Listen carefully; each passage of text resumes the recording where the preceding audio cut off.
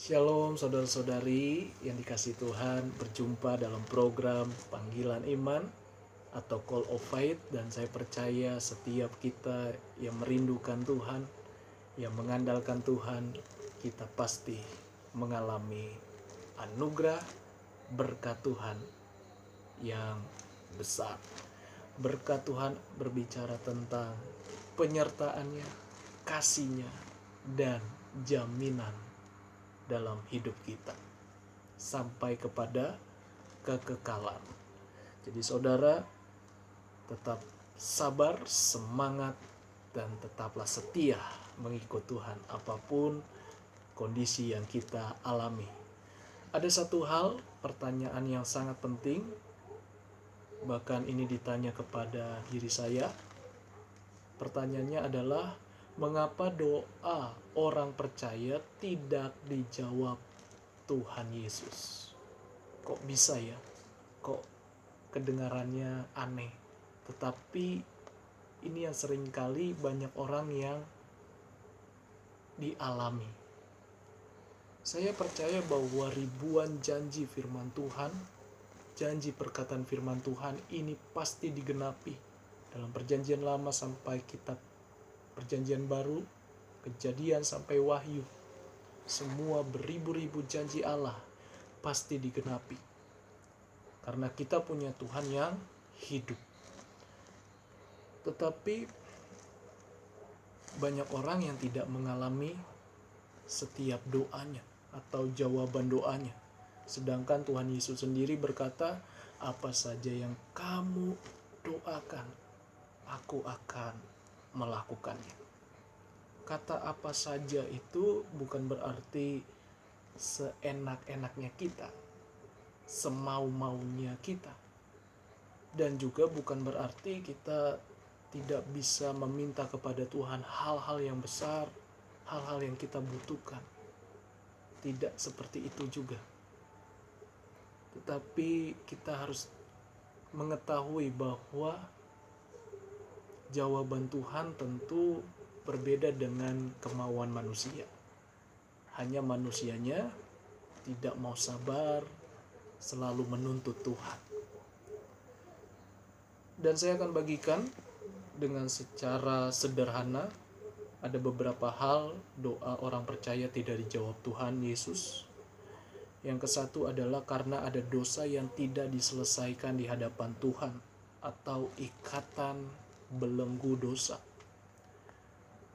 Di Yesaya atau kitab Yesaya 59 ayat 1 dan 2, bukan kurang panjang tangan Tuhan menyelamatkan, bukan kurang tajam pendengarannya Tuhan untuk mendengar seruan kita, tetapi yang menjadi pemisah adalah kejahatan kita yang menyembunyikan wajah Tuhan itu karena ada dosa kita. Kita harus selesaikan. Ada dosa yang mengikat kita, kebiasaan buruk. Ada dosa yang menghina Tuhan, yaitu percaya dengan ilah-ilah lain atau roh kegelapan, percaya kepada setan. Tentu itu Tuhan sangat murka. Kita memang di dunia ini masih bisa berdosa, tetapi kita tidak hidup di dalam ikatan, karena Tuhan atau Roh Kudus sanggup membebaskan kita. Jadi buka hati, kembalilah kepada Tuhan dengan segenap hati, dengan kerendahan hati. Terus bawa hubunganmu di hadapan Tuhan. Minta tuntunan ilahi. Yang kedua, mengapa doa kita tidak dijawab Tuhan Yesus? Karena keinginan daging atau nafsu dunia. Ini hampir sama dengan poin yang pertama, tetapi lebih dipadatkan lagi di dalam kitab Yakobus pasal yang keempat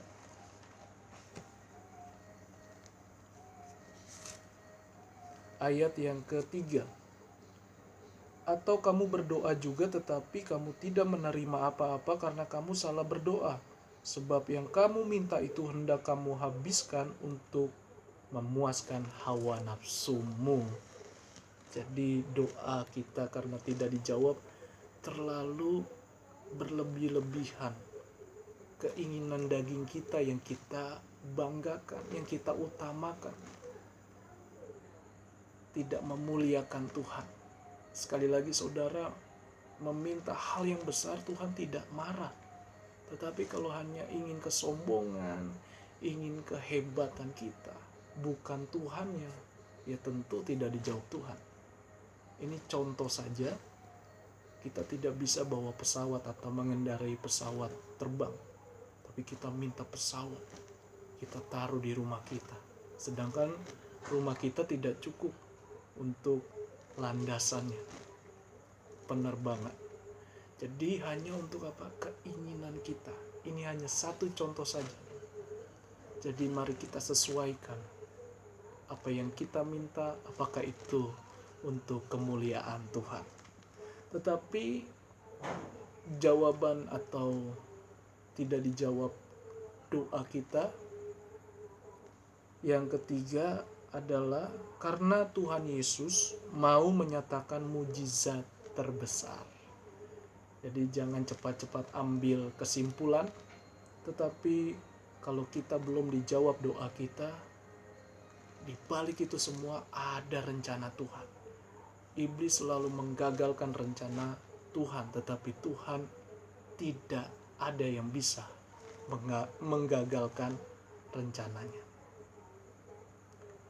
Contoh di Alkitab, yaitu Daniel pasal yang ketiga, di ayat 17-18, di mana Sadrak, Mesak, Abednego harus menyembah patung yang didirikan Raja Nebukadnezar, yang tingginya 60 hasta, lebarnya 6 hasta. Mereka semua udah sepakat menyembah patung yang didirikan. Hanya 3 orang, Sadrak, Mesak, Abednego, dia tidak menyembah dan mereka dibuang ke dapur api. Tetapi kemuliaan Tuhan, mujizat Tuhan nyata atas mereka. Tuhan mengasihi mereka, Tuhan menyelamatkan mereka dari dapur api, sehingga semua orang kagum akan Allahnya Sadrak, Mesak, dan Abednego. Dan yang keempat, karena Tuhan Yesus menyediakan hidup kita menjadi saksi bagi Kristus. Kita diciptakan bukan hanya sekedar hidup, tapi menjadi saksi bagi nama Tuhan. Masih ada pengharapan di tengah-tengah badai kehidupan. Masih ada pengharapan, kita masih punya kekayaan dalam iman di dalam Kristus. Jadi jangan cepat putus asa, jangan cepat menyerah, tetap punya pengharapan dalam Kristus. Yang kelima, karena Tuhan Yesus mau punya hubungan yang baik kepada diri kita. Tuhan rindu, Tuhan menunggu kita selalu untuk mempunyai doa, hubungan, pujian, penyembahan. Manusia roh kita dibangun, diperbaharui, terus menyala-nyala di hadapan Tuhan. Saudara, kalau orang tua terhadap anak punya hubungan yang baik, tentu sangat indah. Bahkan juga kalau bos yang besar terhadap karyawan atau orang kepercayaannya punya hubungan yang baik, akan menjadi lebih indah. Apa saja pasti diberikan yang terbaik. Jadi saudara percayalah, sekalipun doa kita belum dijawab, ada hal-hal yang perlu kita perhatikan. Dan ingat janji Tuhan, apa saja yang kamu minta, aku akan melakukannya. Tuhan Yesus memberkati kita semua. Shalom, haleluya.